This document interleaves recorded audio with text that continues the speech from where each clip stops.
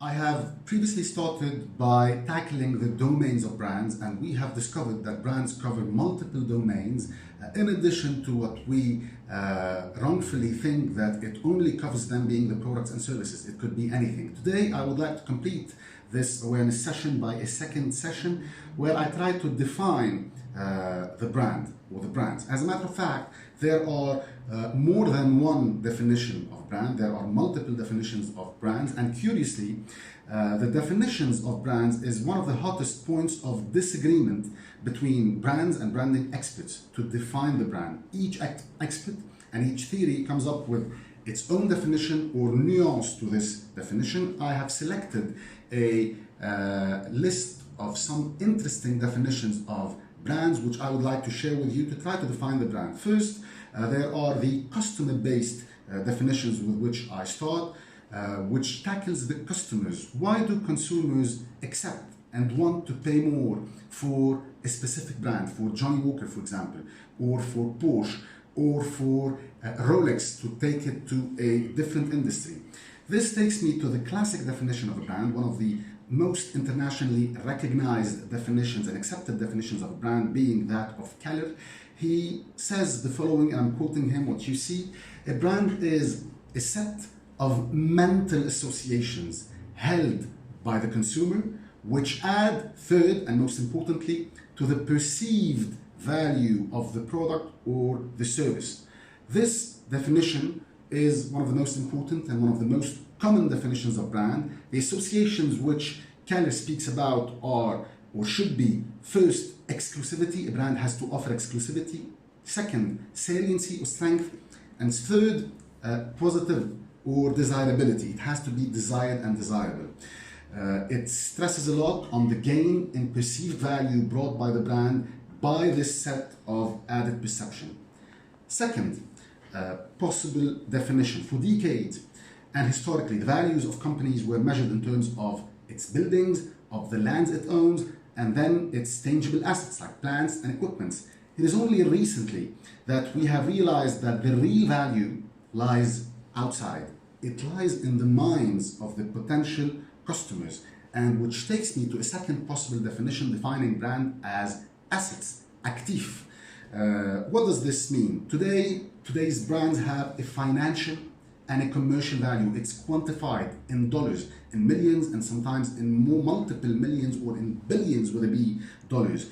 There is an international, well-known consultancy firm for brands named Interbrand, which publishes historically every year values of brands. And let me take you to some examples taken from the latest issue of Interbrand on valuations of brands, where it gives financial values of brands in dollars, and those values cover the intangible value of the brand, which take me to say that brands, according to this second line of definitions, is an asset which has a financial and commercial value. As a matter of fact, a strong brand is a negotiable asset which companies can sell and which they can rent and which they can lease.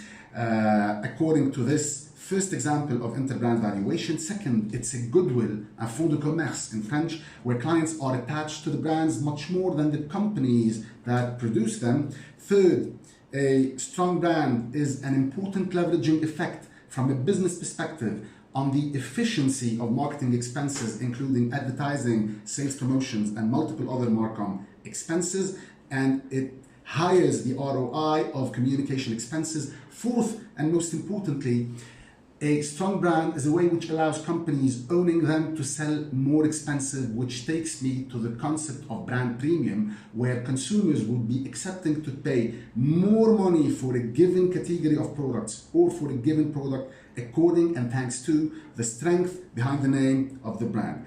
Third possible definition is a legal definition. It's internationally agreed that brands does exist. They are a sign or a set of signs certifying the origin of a product or service, and second, differentiating them from competition. Remember that historically brands were created to defend producers from theft. Fourth possibility of defining a brand, it's a name which has power to influence the buyers. We convey through brands certainty and trust, which influences the buyers, against time and risk. It's a time and risk reducer. The perceived risks for consumers could be economic, functional, experiential, but also psychological, linked to our self-concept, and social. This is why it takes time to build the saliency of a brand, which takes me in the same line to a very important concept of brands definition, being the brand system or triangle, where every brand starts with a concept proposal, which could be both either tangible or intangible or both. Second, the products or the services experienced from a functional perspective. And third, the communication power of the brand through some invariances of communications, including brands' names and symbol. To take a typical example, I would go to state the French luxury brand, mega powerful brand being Chanel, where the tangible offer of the brand would be a very high quality of all its products with visual luxury in all the packagings and products, unrivaled POS experience, creativity in all its offerings, timelessness of all the designs, unique composition of cosmetics and perfumes, etc. While intangibly, it is multiple things perceived, being the Gabrielle or Coco Chanel living memory and legend, the French touch, the made in France effect, the heritage, the unicity, the lifestyle, the freedom, the classiness, the fabulousness, the irreplaceability, the simplicity and extravagancy, etc., etc., etc., offered intangibly by the brand. And fifth, the brand is a contract. And contrat in French, what does that mean? It's a contract. As a matter of fact, a contract from a legal perspective is an agreement between two parties where the brand warranties or certifies its origin and its quality, and more precisely, it guarantees to the consumer a uniform standard of performances. The typical example is an FMCG brand owned by Procter & Gamble, being Ariel, where Ariel simply promises to its consumers worldwide impeccability. No matter what the conditions of washing wear, Ariel delivers. It is impeccable, and this is justified by multiple things, including, for example, the non-stop improvements on the formula, the best performance for heavy laundry. Under all conditions, Ariel functions and delivers. It saves you money, it washes better, the results are impeccable, etc., etc., etc. And this promise or contract example is applied to multiple other leading brands like L'Occitane, like Johnny Walker, which promises to keep walking, to challenge, like Evian, which promises the youngness or la jeunesse, etc. In addition to this, and the same line, brands differentiate products and services and give them senses and meanings. There is a tremendously known example coming one more time from France, being two neighboring retail monuments, giants, being Printemps and Galeries Lafayette. They are close to each other. They belong to the same category, all category of Grand Magasin. They resemble to each other, and they are fighting close since years and competing in the creation of concepts where Lafayette seems to have won the war thanks to its differentiation. So brand is something which differentiates products and services, giving them senses and meaning, where it values the consumer.